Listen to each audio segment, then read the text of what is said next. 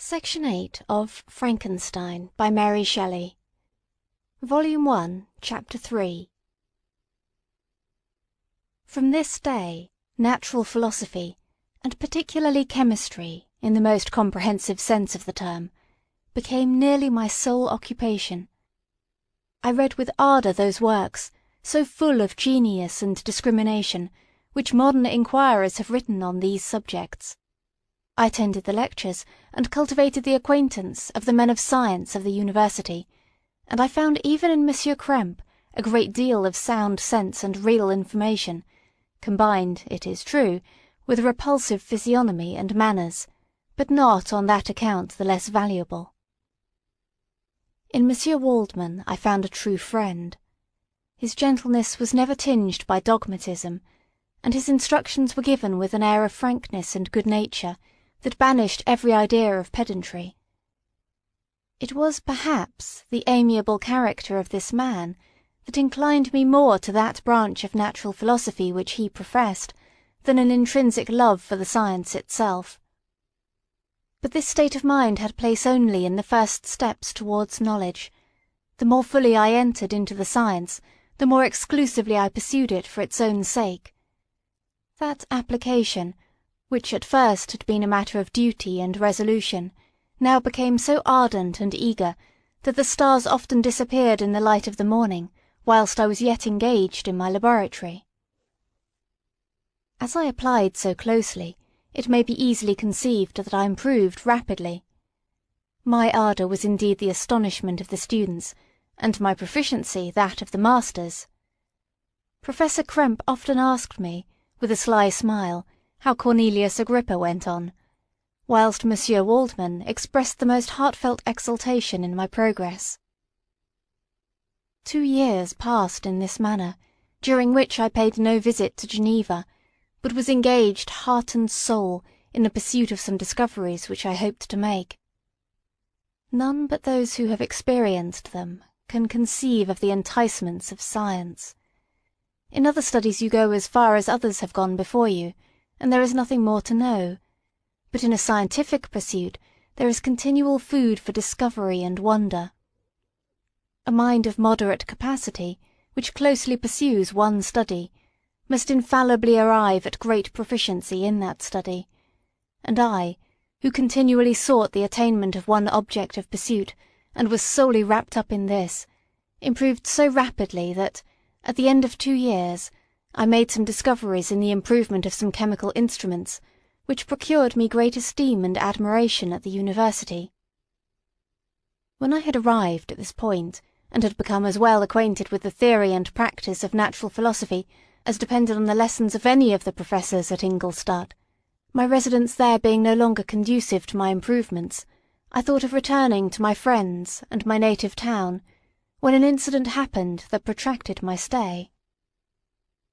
One of the phenomena which had peculiarly attracted my attention was the structure of the human frame, and indeed any animal endued with life. Whence, I often asked myself, did the principle of life proceed? It was a bold question, and one which has ever been considered as a mystery. Yet with how many things are we on the brink of becoming acquainted, if cowardice or carelessness did not restrain our inquiries. I revolved these circumstances in my mind, and determined thenceforth to apply myself more particularly to those branches of natural philosophy which relate to physiology. Unless I had been animated by an almost supernatural enthusiasm, my application to this study would have been irksome and almost intolerable. To examine the causes of life, we must first have recourse to death. I became acquainted with the science of anatomy, but this was not sufficient. I must also observe the natural decay and corruption of the human body. In my education, my father had taken the greatest precautions that my mind should be impressed with no supernatural horrors. I do not ever remember to have trembled at a tale of superstition, or to have feared the apparition of a spirit. Darkness had no effect upon my fancy, and a churchyard was to me merely the receptacle of bodies deprived of life, which, from being the seat of beauty and strength, had become food for the worm. Now I was led to examine the cause and progress of this decay, and forced to spend days and nights in vaults and charnel houses. My attention was fixed upon every object the most insupportable to the delicacy of the human feelings. I saw how the fine form of man was degraded and wasted. I beheld the corruption of death succeed to the blooming cheek of life. I saw how the worm inherited the wonders of the eye and brain. I paused, examining and analysing all the minutiae of causation, as exemplified in the change from life to death, and death to life, until from the midst of this darkness a sudden light broke in upon me, a light so brilliant and wondrous, yet so simple, that while I became dizzy with the immensity of the prospect which it illustrated, I was surprised that among so many men of genius who had directed their inquiries towards the same science, that I alone should be reserved to discover so astonishing a secret. Remember, I am not recording the vision of a madman. The sun does not more certainly shine in the heavens than that which I now affirm is true. Some miracle might have produced it, yet the stages of the discovery were distinct and probable. After days and nights of incredible labour and fatigue, I succeeded in discovering the cause of generation and life. Nay, more, I became myself capable of bestowing animation upon lifeless matter. The astonishment which I had at first experienced on this discovery soon gave way to delight and rapture. After so much time spent in painful labour, to arrive at once at the summit of my desires was the most gratifying consummation of my toils. But this discovery was so great and overwhelming that all the steps by which I had been progressively led to it were obliterated, and I beheld only the result. What had been the study and desire of the wisest men since the creation of the world was now within my grasp. Not that, like a magic scene, it all opened upon me at once. The information I had obtained was of a nature rather to direct my endeavours so soon as I should point them towards the object of my search, than to exhibit that object already accomplished. I was like the Arabian who had been buried with the dead, and found a passage to life aided only by one glimmering, and seemingly ineffectual, light. I see by your eagerness, and the wonder and hope which your eyes express, my friend, that you expect to be informed of the secret with which I am acquainted. That cannot be. Listen patiently until the end of my story, and you will easily perceive why I am reserved upon that subject. I will not lead you on, unguarded and ardent as I was then, to your destruction and infallible misery. Learn from me, if not by my precepts, at least by my example, how dangerous is the acquirement of knowledge, and how much happier that man is who believes his native town to be the world, than he who aspires to become greater than his nature will allow. When I found so astonishing a power placed within my hands, I hesitated a long time concerning the manner in which I should employ it. Although I possessed the capacity of bestowing animation, yet to prepare a frame for the reception of it, with all its intricacies of fibres, muscles, and veins, still remained a work of inconceivable difficulty and labour. I doubted at first whether I should attempt the creation of a being like myself, or one of simpler organisation. But my imagination was too exalted by my first success to permit me to doubt of my ability to give life to an animal as complex and wonderful as man. The materials at present within my command hardly appeared adequate to so arduous an undertaking, but I doubted not that I should ultimately succeed. I prepared myself for a multitude of reverses. My operations might be incessantly baffled, and at last my work be imperfect. Yet, when I considered the improvement which every day takes place in science and mechanics, I was encouraged to hope my present attempts would at least lay the foundations of future success. Nor could I consider the magnitude and complexity of my plan as any argument of its impracticability. It was with these feelings that I began the creation of a human being. As the minuteness of the parts formed a great hindrance to my speed, I resolved, contrary to my first intention, to make the being of a gigantic stature, that is to say, about 8 feet in height, and proportionably large. Having formed this determination, and having spent some months in successfully collecting and arranging my materials, I began. No one can conceive the variety of feelings which bore me onwards, like a hurricane, in the first enthusiasm of success. Life and death appeared to me ideal bounds, which I should first break through, and pour a torrent of light into our dark world. A new species would bless me as its creator and source. Many happy and excellent natures would owe their being to me. No father could claim the gratitude of his child so completely as I should deserve theirs. Pursuing these reflections, I thought that if I could bestow animation upon lifeless matter, I might, in process of time, although I now found it impossible, renew life where death had apparently devoted the body to corruption. These thoughts supported my spirits while I pursued my undertaking with unremitting ardour.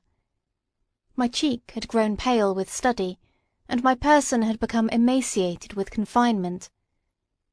Sometimes, on the very brink of certainty, I failed. Yet still I clung to the hope which the next day or the next hour might realise.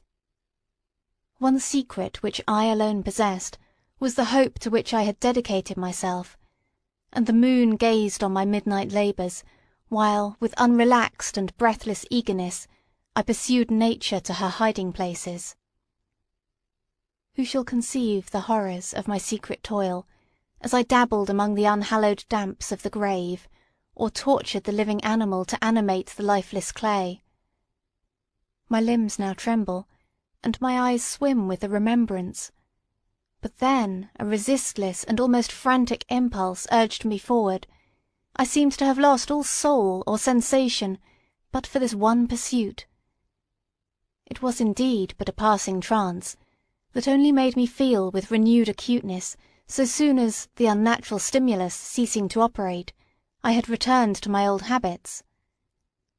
I collected bones from charnel houses, and disturbed, with profane fingers, the tremendous secrets of the human frame. In a solitary chamber, or rather cell, at the top of the house, and separated from all the other apartments by a gallery and staircase, I kept my workshop of filthy creation. My eyeballs were starting from their sockets in attending to the details of my employment. The dissecting room and the slaughter-house furnished many of my materials, and often did my human nature turn with loathing from my occupation, whilst, still urged on by an eagerness which perpetually increased, I brought my work near a conclusion. The summer months passed while I was thus engaged, heart and soul, in one pursuit. It was a most beautiful season. Never did the fields bestow a more plentiful harvest, or the vines yield a more luxuriant vintage, but my eyes were insensible to the charms of nature.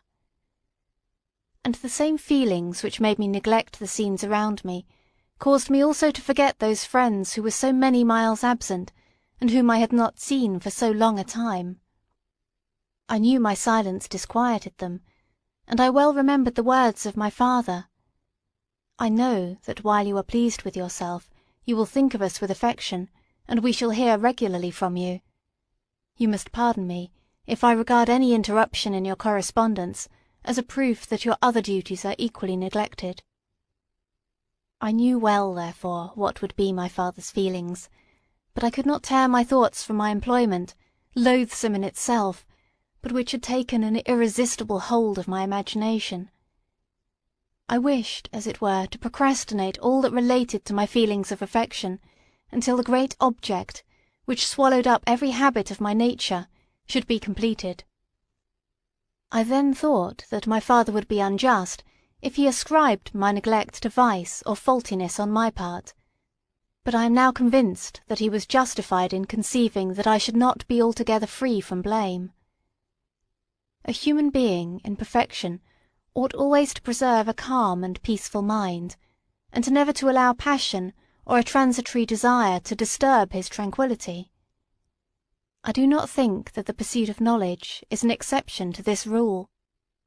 If the study to which you apply yourself has a tendency to weaken your affections, and to destroy your taste for those simple pleasures in which no alloy can possibly mix, then that study is certainly unlawful, that is to say, not befitting the human mind. If this rule were always observed, if no man allowed any pursuit whatsoever to interfere with the tranquillity of his domestic affections, Greece had not been enslaved, Caesar would have spared his country, America would have been discovered more gradually, and the empires of Mexico and Peru had not been destroyed. But I forget that I am moralizing in the most interesting part of my tale, and your looks remind me to proceed. My father made no reproach in his letters, and only took notice of my silence by inquiring into my occupations more particularly than before.